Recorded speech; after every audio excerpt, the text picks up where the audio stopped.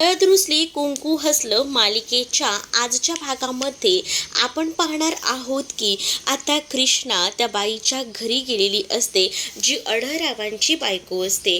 तिथे गेल्यानंतर तिला सगळं काही समोर दिसतं आणि ते समोरचं दृश्य बघून मात्र आता तिला खूप मोठा धक्का बसतो.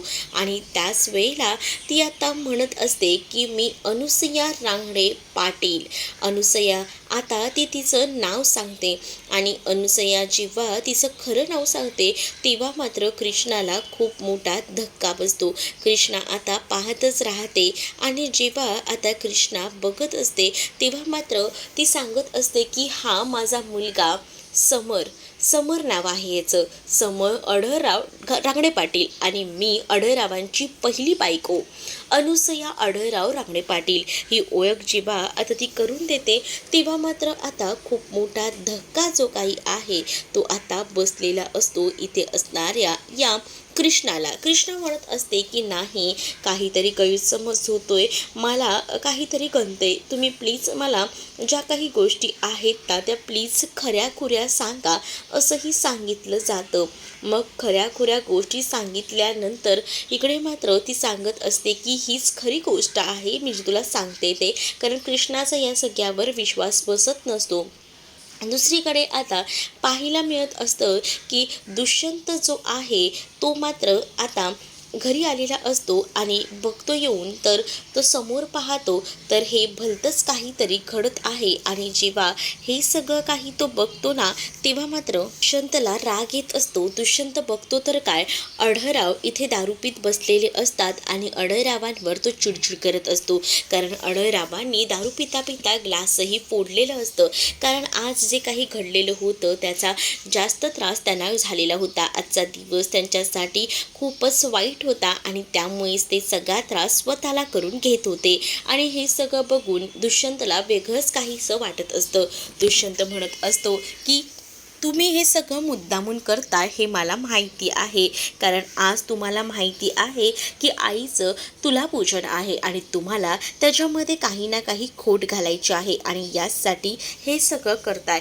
तुम्ही ना माझ्या आईच्या बरोबरीचे कधीच होऊ शकत नाही, असं देखील आता म्हटलं जातं. दुष्यंत एवढं सगळं काही बोलतो आणि तिकडनं आता तो निघून गेलेला असतो.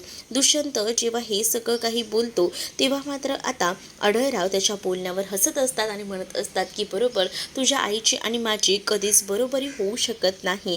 दुसरीकडे कृष्णाला आता एक एक सत्य कळत असतं, त्यामुळे कृष्णा हादरून गेलेली असते. मुळात अढळरावांची पहिली बायको सुद्धा आहे हीच गोष्ट तिला पचवण्यासाठी कठीण जात असते, पण तिने तो फोटो पाहिलेला असतो आणि त्यामुळेच ती आता पुन्हा एकदा खात्री करून घेत विचारत असते, तुम्ही मला जे काही बोलताय ते खरंच खरं आहे का? म्हणजे माझ्या कानांवर विश्वास बसत नाही आहे ना, म्हणून मी तुम्हासने विचारते. खरंच बाई, मी तुला खरंच सांगते, खरं तर आमचा चांगला सुखाचा संसार होता, पण या सुखाच्या संसाराला नजर लागली ग पोरी, नजर लागली त्या बायजाची. ती बायजा साधीसुधी बाई नव्हती, ती पक्की पाताळयंत्री होती. तिला घरात घुसायचं होतं, तिला हे राज्य साम्राज्य हवं होतं आणि यासाठी ती इतक्या खालच्या तराला गेलेली आहे. तुला माहीत नाही आतापर्यंत मी किती त्रास सहन केलाय आणि अढळरावांची पण या सगळ्यामध्ये काही बी चूक नाही आहे. बिचाऱ्या अढळरावांनी बी खूप सहन केलं आहे त्या बाईपोटी, कारण ती बाई ना डायरेक्ट घरात घुसली आणि घरात घुसली आणि त्यामुळेच हे सगळं झालं हे देखील आता ती सांगत असते. कृष्णा आता एक एक गोष्टी ऐकते तेव्हा कृष्णाला सगळ्या एक एक गोष्टी ऐकून ना असा हादरा बसत असतो. तिला कळत नसतं की तिचे कान जे ऐकतायत ते खरं आहे की ही बाई सांगते ते खोटं आहे.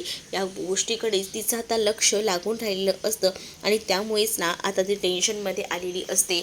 पण जेव्हा अनुसया ही सगळं सांगत असते तेव्हा ती कहाणी सांगत असते. रडून रडून ती तिचा भूतकाळ अक्षरशः मांडत असते आणि जेव्हा ती आता सगळं काही रडून सांगत असते ना तेव्हा मात्र आता कृष्णा म्हणत असते की एवढं भयंकर, एवढं सगळं झालं आहे, बापरे, माझा तर विश्वास बी बसत नाही, एवढं सगळं काही घडलेलं आहे ते.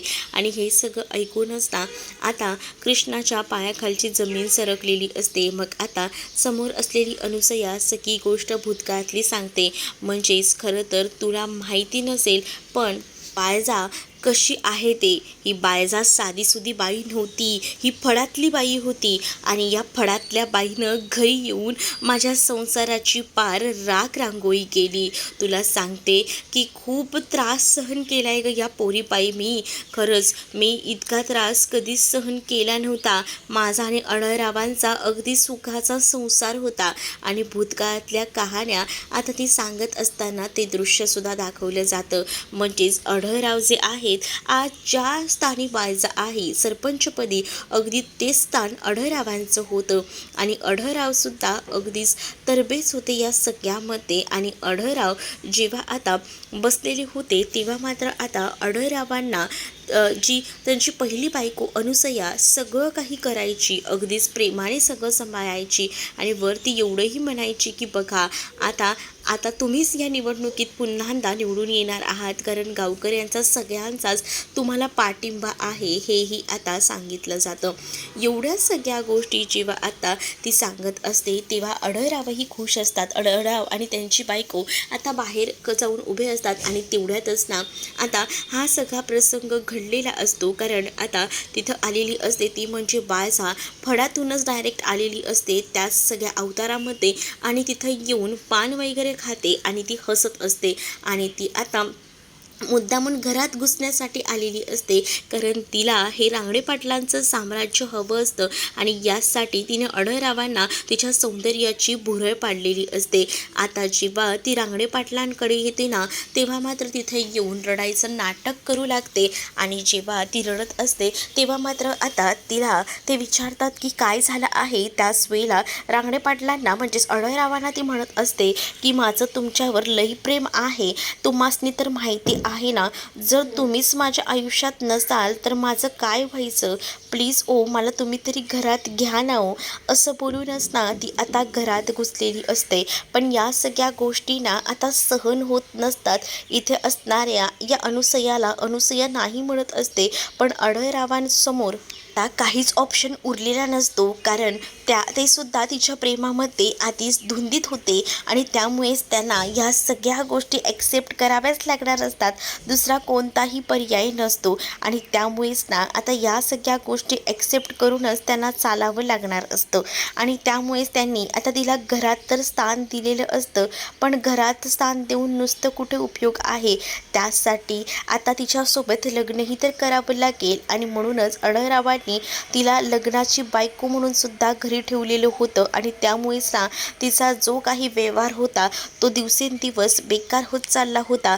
ती वाटेल ते करत होती आणि त्यामुळे तिला असं वाटत होतं की या सगळ्या गोष्टी ज्या आहेत त्या आम्हासनी कळणार नाहीत, पण आम्हाला त्या गोष्टीचा खूप जास्त त्रास व्हायचा.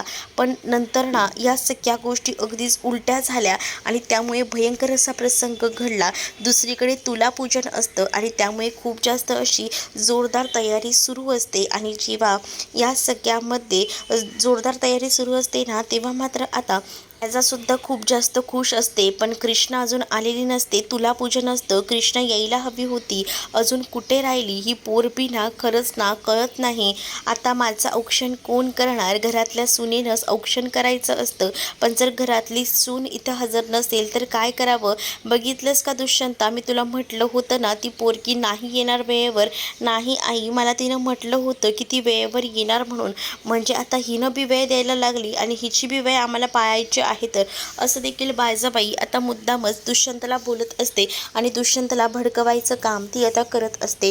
दुष्यंत तरीसुद्धा शांत असतो, तो वाट बघत असतो कधी एकदा कृष्णा येते. ती कृष्णाला आता तो कॉलसुद्धा करायचा प्रयत्न करत असतो, पण कृष्णा काही कॉल रिसीव करत नसते, कारण कृष्णाला तिथे 101 झटके जे लागत असतात, कारण तिच्यासमोर एकावर एक सत्यांचा उलगडा होत असतो आणि त्यामुळेच ना आता तिला या सगळ्याचा त्रास होत असतो.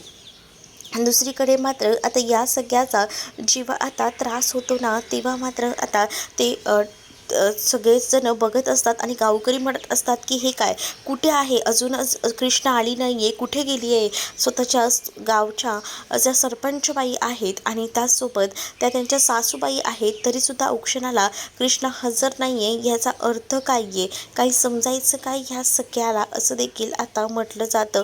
आणि जेव्हा एवढ्या सगळ्या गोष्टी बोलल्या जातात ना, तेव्हा मात्र आता दुष्यंत विचार करत असतो, त्याच्याकडे दुसरा पर्याय नसतो. दुष्यंत मात्र आता शांत असतो, कारण त्याला कळत नसतं की आता काय उत्तर द्यावी. कारण प्रत्येकजण गावकरी कृष्णाबद्दल विचारत असतं, पण कृष्णा इथं हजर नसते. पण कृष्णा आता या बाळजाची चांगलीच वाट लावण्याची तयारी करण्यासाठी आता ती गेलेली असते. दुसरीकडे मात्र आता पाहायला मिळत असतं की जी कृष्णा असते तिला एक एक सत्य समजत असतं. तिथे असणारी अनुसया तिला सांगत असते की माझा सुखाचा संसार चालू होता, अढळराव मला म्हटले बी होते की मला खरंच खूप जास्त पस्तावा होतोय, या बाईला मी घरात घेतलंय याचा, हेही मला ते म्हटले होते. मग मी त्यांनाही म्हटलं होतं की आपण या बाईसला घराच्या बाहेर काढायचं का, तेव्हा त्यांनीही मला सपोर्ट केला होता. आमचं ठरलं होतं की या बाईला घरातून हकलवून द्यायचं, पण तरीसुद्धा ती बाई काही ना काही कारनामे करायची आणि या सगळ्यामध्ये आम्हाला गृहीत धरायची आणि त्याचसोबत आमचा सुखाचा संसार जो होता ना, तो उद्ध्वस्त करण्यामागे सुद्धा हीच बाई चांगली हाताशी घेऊन तिनं हे सगळं काम केलेलं आहे. तिला असं वाटत होतं की या सगळ्या गोष्टी ज्या आहेत त्या आम्ही विसरून जाऊ, पण नाही, तिनं एकदा आम्हाला भेटायला बोलवलं आणि त्या ठिकाणी आम्ही तिला भेटायला सुद्धा गेलो. जेव्हा आम्ही तिथे तिला भेटायला गेलो ना, तेव्हा तिथं ती छान तयार होऊन आली होती आणि तिथं तिने अढळरावांना सुद्धा बोलवलं होतं, हेही मला माहीत नव्हतं. अढळरावसुद्धा तिथे आले होते आणि त्याच वेळेला ती मला म्हणत होती की बघितलंस का, शेवटी माझंच राज्य आहे. आणि असं बोलून तिनं आता मला मुद्दामून चिडवत होती आणि म्हणत होती की अढळराव फक्त माझे आहे आणि त्यांनी मला सरळ सरळ सांगितलं आहे की त्यांना मीच हवी आहे आणि शेवटी तू ठेवलेली बायको आहेस, रखेल म्हणतात नाही का तशी, कारण त्यांचं फक्त माझ्यावरच प्रेम आहे, असं देखील आता ती सांगत असते. आणि या सगळ्याचा त्रास अनुसयाला खूप जास्त होत असतो. अनुसया टेन्शनमध्ये आलेली असते. अनुसया म्हणत असते की नाही, हे समजा मी काही होऊ देणार नाही, पण तरीसुद्धा आता काही पर्याय उरलेला नसतो.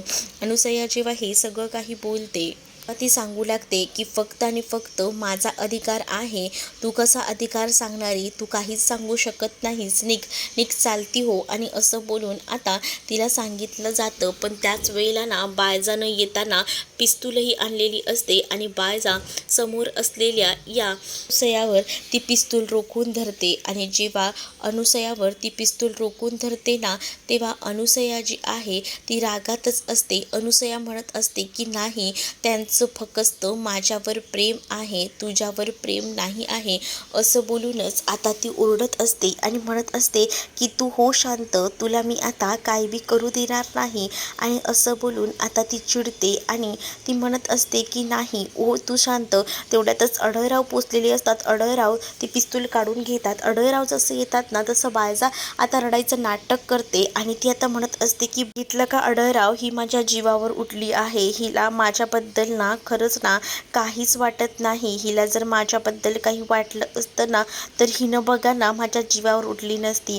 आता हिला काही बी वाटत नाही, ही आता फक्त मला मारायला उठली आहे, बघा ही कशी आहे ती. आणि असं बोलूनच आता मात्र ती मुद्दामूनच सगळा आळना अनुसयावर घेत असते, कारण बाळजानेच अनुसयाला बोलवलेलं असतं मारायला, पण इथे ती सगळं उलटं करत असते. आणि त्या झटापटीतच अढळराव बंदूक ओढत असतात, खेचून घेत असतात की नको नको, हे सगळं काही चुकीचं आहे. पण इथे असणारी ही बाळजा कुठे ऐकते. बाळजाने ठरवलेलंच असतं तिच्या काटेत मार्गात जो काटा आहे तो दूर करायचा या अनुसया नावाचा, तेव्हाच दर जाऊन आपल्याला सगळ्या काही गोष्टी सोयीस्कररित्या करता येतील. आणि म्हणूनच तर तिने आता हे सगळं काही केलेलं असतं. आणि जेव्हा हे सगळं काही ती करते, तेव्हा ती मुद्दामूनच बंदुकीतनं गोळी झाडते आणि बंदुकीतून गोळी डायरेक्टच आता गेलेली असते, ती म्हणजे समोर असलेल्या या अनुसयाला ती गोळी लागलेली असते आणि अनुसया खाली कोसळते. पण दुसरीकडं अढळरावांना असं वाटतं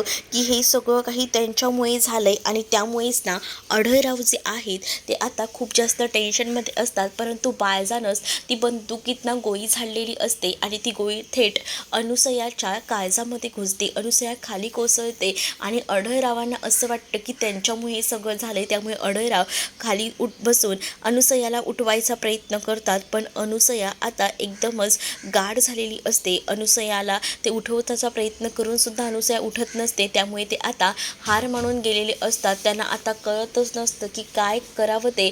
अनुसयाच्या आता सगळ्या रक्ताने त्यांचे हात माखलेले असतात आणि त्यांना असं वाटतं की अनुसयाला जे काही मारलं गेलेलं आहे ते सगळं त्यांच्यामुळे झालेलं आहे आणि त्यामुळेच त्यांना त्या सगळ्या गोष्टींचा पश्चाताप होत असतो आणि त्यांना असं वाटतं की अनुसया आता त्यांच्यात राहिलेली नाही. कारण बाळजानं तसं समद घडवून आणलेलं असतं. बाळजाला मात्र ह्या सगळ्याचा आनंद होत असतो कारण तिला रांगडे पाटलांची प्रॉपर्टी सगळं साम्राज्य हवं असतं. अढळरावांना सुद्धा तिला नायनाट करायचा असतो आणि यासाठी तिनं हे समद केलेलं असतं. आणि ही सगळी अनुसया गोष्ट कृष्णाला सांगत असते. कृष्णाला हे सगळं ऐकून खूप मोठा धक्का बसतो.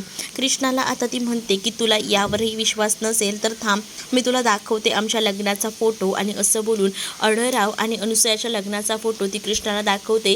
कृष्णाला आता ऑलरेडी माहिती असतं कारण तिने तो फोटो पाहिलेला असतो. त्यामुळे तिला इतकं काही वाटत नाही. पण आता कृष्णाच्या मनामध्ये एक नाही हजारो विचार आता सुरू असतात. इकडे बाळजा मुद्दामूनच ना दुष्यंतला भडकवायचा प्रयत्न करत असते आणि दुष्यंतला सांगत असते की दुष्यंता बघितलंस का काय समद चाललंय ते, आणि तुझ्यामुळेच बघितलंस तू तुझ्या बायकोवर जास्त विश्वास ठेवतोस आणि आज बी ती आली नाही, माहेरी पण गेली नाही आहे, नेमकी ती गेली कुठे आहे, काय चाललंय काय तुझ्या बायकोचं. आणि तेवढ्यातच ना समर कृष्णाला सोडायला आलेला असतो आणि कृष्णाला तो बघतो आणि कृष्णा जेव्हा समरला बघते तेव्हा मात्र समर तिला सोडून निघून जातो. परंतु दुष्यंतला हे सगळं काही वेगळं वाटतं. दुष्यंत कृष्णाला विचारतो की तो मुलगा कोण होता जो तुला सोडायला आला होता. त्यावर कृष्णा शांतच बसलेली असते. कृष्णाला काहीच उत्तर देता येत नाही. ती शांतपणे दुष्यंतकडे बघते. पण दुष्यंत म्हणत असतो की या सगळ्यामुळे ना तू माझा विश्वास गमावून बसणार आहे आणि त्यामुळेच कृष्णाला आता टेन्शन येतं कारण हे सगळं कृष्णाच्या संसारावर सुद्धा आता उडवत असतं. तर तुम्हाला हा भाग कसा वाटला हे कमेंटमध्ये मला नक्कीच सांगा आणि असेच अपडेट पाहत राहण्यासाठी चॅनलला सबस्क्राईब नक्कीच करा. तर मग भेटूया पुढच्या भागामध्ये. तोपर्यंत टाटा बाय. व्हिडिओ आवडला असेल तर व्हिडिओला लाईक करायला विसरू नका. चॅनलवर नवीन असाल तर चॅनलला सबस्क्राईब नक्कीच करा.